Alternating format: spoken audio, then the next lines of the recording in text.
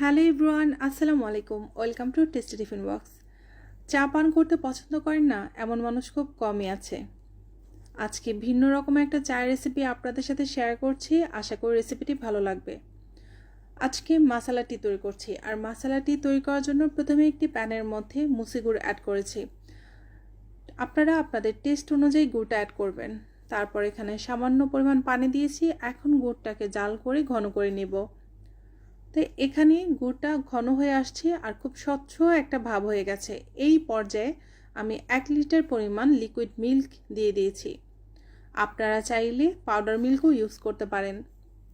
এখন একটু জাল করে নেব, তারপর গরম মশলা অ্যাড করব। এখানে আজকে 3-4টা এলাচ, 2 পিস তেজপাতা, 3-4 টুকরা দারচিনি, 2টা লবঙ্গ দিয়েছি। ততক্ষণ পর্যন্ত জাল করব যতক্ষণ না পর্যন্ত মশলার ফ্লেভারটা দুধের মধ্যে মিশে না যাচ্ছে। এখন 4 থেকে 5 টেবিল চামচ পরিমাণ চা পাতা দিচ্ছি। এখন এটাকে জাল করে নিব। চা পাতা দেওয়ার পর কিন্তু খুব বেশি একটা জাল করা যাবে না।